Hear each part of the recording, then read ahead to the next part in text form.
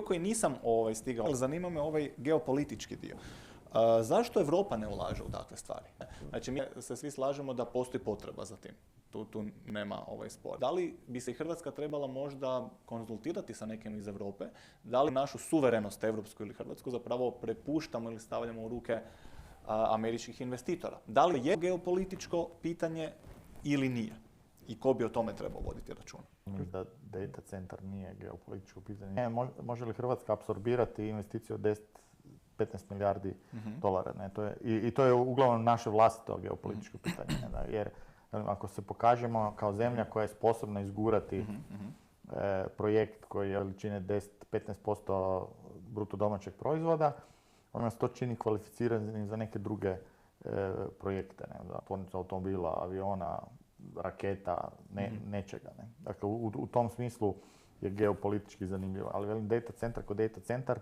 Mislim, mi nikad ne govorimo o data centru, ali govorimo o svemu tome što se događa i što se radi. Da li nama svejedno, da li će nam u data centar u Hrvatskoj investirati Amerika ili Kina ili neko iz Europe? Da li je to trivijalno pitanje? Znači, je geopolitički za Evropsku uniju, ne za Hrvatsku. Mi smo ipak mali komadić tome. Mislim da taj sustav u Evropskoj uniji ne dopušta ulaganja značajna u razvoj.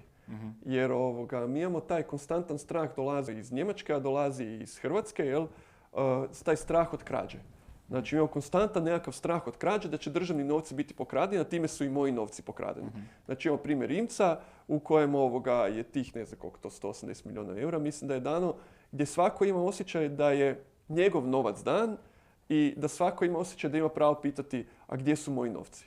Dobro, a ti misliš da to nije tako? Da, mislim da to nije tako. Mislim da ti kad si u dioničkom društvu, da, možeš postaviti pitanje, ali zna se kolika je količina tvojih dionica, je li adekvatno tome ti može reći takva je naša odluka i gotovo. Ne. Dobro. Znači ti kad si, ne znam...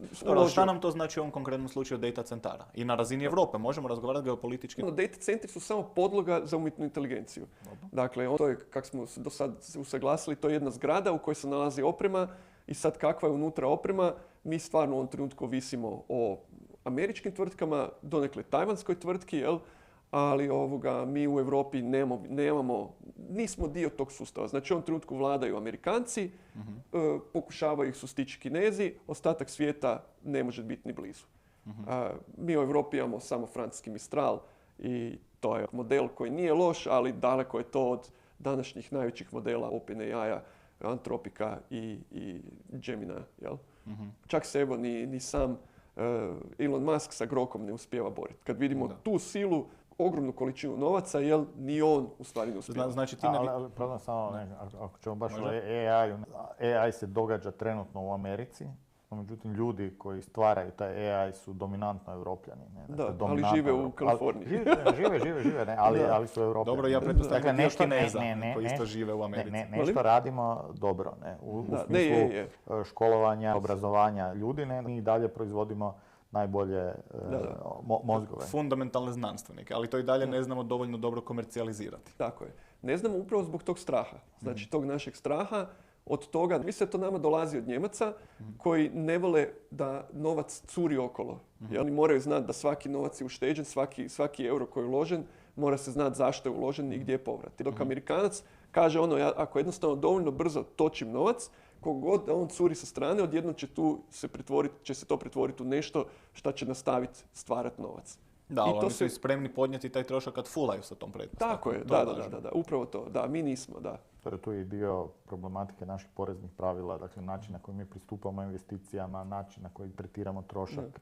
Dakle, mi imamo cijeli niz problema, Hrvatska kao Hrvatska ne, ali objektivno mi smo dio europskog pravnog nasljeđa, način na koji se tretiraju investicije, osobito greške u investicijama i bitno različit nego što je to slučaj u Americi ili Aziji. Da, bit će zanimljivo koliko uopće znači podrška hrvatske lokalne politike. Koliko će se oni uključiti, koliko to što su oni za može ubrzati nekakve procese ili ne može, zato što nam je cijela struktura takva da je dosta spora, troma i onda nam to odgađa ove vremenske rokove. Cijela struktura nam je troma. To se vidi na ovoj farmi pilića. To je bio idealan primjer u kojem su lokalna zajednica je za, Ja sam mislio da lokalna zajednica Mislim, protiv. lokalna. Što uopće definiramo lokalnu Lokalna. zajednicu? Jel? Gradonačelnik je za, ali ne bi baš se istaknuo bio i rekao da je za, ali u stvari on uz pomoć gradonačelnika se doguralo do te pozicije do koje se doguralo. Ali onda se netko sjeti da je protiv, a onda netko ne bi baš se, ako je netko glasan, ne bi baš rekao bio da, dobro, ja sam onda isto za ili protiv, jel? I tak imamo lakše reći ne nego da. I to se jako dobro vidjelo na ovom primjeru, gdje sa izlaskom vijesti smo vidjeli brdo ne. Znači, naš mindset je podešen za ne. Treba razlikovati, bio je brdo ovih ne, koji su rekli ne, mi uopće ne želimo na idejnoj razini takav projekt zato što će uništavati prirodu, imati neke posljedice. Bili oni koji su rekli ne, zato što je nemoguće. Vremenski rokovi su nemogući. Ali mi smo uvijek na ne. Znači, mi uvijek razmišljamo o ne. Nitko nije došao bio sa Dobro, ali rješenjem. ovi drugi ne dopuštaju da kažu ok, hoćemo to napraviti, ali ne možemo na ovaj način, napravit ćemo ga na drugi način u drugom vremenskom roku. To je izuzetno važna, konstruktivna, ja bih Jel rekao. možemo sad zamisliti to isto da se recimo dogodilo u Teksasu? Dobro. Jel? Da je sad došao bio i rekao netko uložit ćemo 50 milijardi u izradu data centra u Teksasu. Kakva je bila reakcija svih? Znači svi bi rekli bili to, evo ti 10 ljudi sa strane dediciranih da to riješimo. Jel tako? Koliko je trebalo Elon Musku da izgradi data centar u Teksasu, jel? Isto, Colossus, slične veličine, Mislim da je za godinu dana proradio. Zato su Amerikanci i naviknuli na takve vremenske periode koji su Pa potrebni, ne? I onda očekuju to preslikati kod nas. Točno, da. Mi smo došli, nitko tamo nije došao bio u novinama, nisu izišle negativne vijesti. A Elon Musk će to upropastit će pustinju, upropastit će ceste, bit će nam gužva na cestama, ko će tamo izgraditi kuće gdje će ljudi živjeti, kako će se to sad voziti, ti će kamioni sve uništiti i tako dalje. Nije došao sa Jel imamo da okrenemo, jel imamo nekakvih primjera svjetskih da su nam poznati gdje je neko imao priliku napraviti takve velike projekte, nije ih napravio i onda da su kasnije uočili i sjetili se, ok, kao nažalost nije nam sad bolje, propustili smo priliku koja nam se dešava, ne znam, jednom u životnom vijeku. Imamo tvornicu baterija u Švedskoj s 15 milijardi dolara uloženo.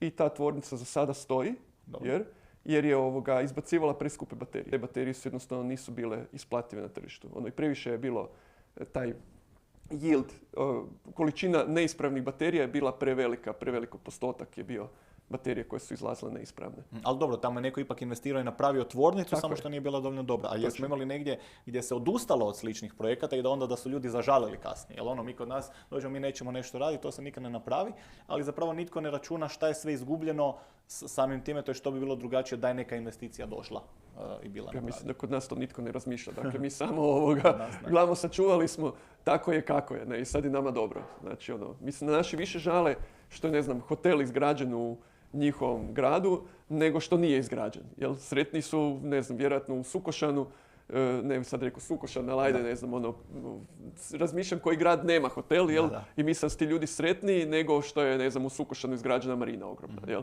Vjerojatno u Sukošanu neke smeta što je tamo marina, a nije više divljina gdje su mogli sparkirati auto. Da li u kojim uvjetima bi bili spremni podržati takav projekt? Šta bi sve moralo biti zadovoljeno i pa makar možda i na manjoj skali, ovo što je Marko rekao. O data centru govorim. Da, o data centru. Ja ću ga podržati odmah. Dakle, ja nemam nikakvog problema da podržim ideju gradnje data centra.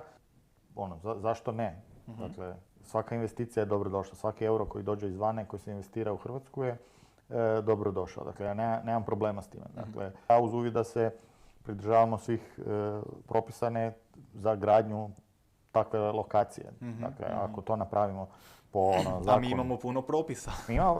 Ali nije Hrvatska jedina u tome. Dakle, mi smo dio europskog kruga. Sva pravila koja vrijede u Europi vrijede i kod nas. I slažemo se oko toga da su u velikom broju ti zakoni, pravilnici, pravila, propisi pretjerani. Možemo i o tome diskutirati da to treba nešto relaksirati. Ali mimo toga, uz uvjet da se investitor pridržava svih zakona i pravila koji su na snazi, zašto ne? Dođite, gradite, radite u okviru zakona što god želite. Ne? Dakle, ja ne vidim ništa loše. Da, Pecka u podnožju Petrove gore će biti narušena nekakvim industrijskim sivim zgradama, hoće. No, međutim, ovako trenutno nekako gledati tu Pecku sa Petrove gore, tako da... Dobro. Ne treba reći jasno, ok, super da se taj projekt podržava barem načelno. Hrvoje, završni komentar. Ja bih bio spreman čak i subvencionirati dio izgradnje dalekovoda. Ne sad značajno, ali čak bi bio spreman to da Hrvatska subvencionira dio dalekovoda za takve stvari ili izradu trafostanice, jel?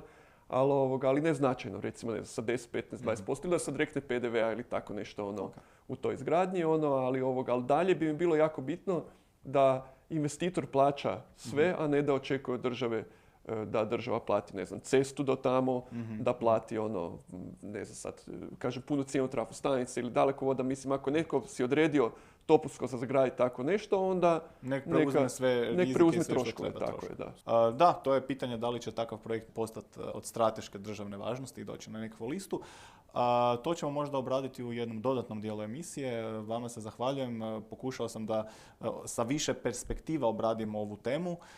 I sa tim bi završio još jednu AI Central Point emisiju. Puno hvala svima na pažnji i uskoro se vidimo ili u nastavku ove emisije ili u novoj AI Central Point emisiji. Pozdrav svima!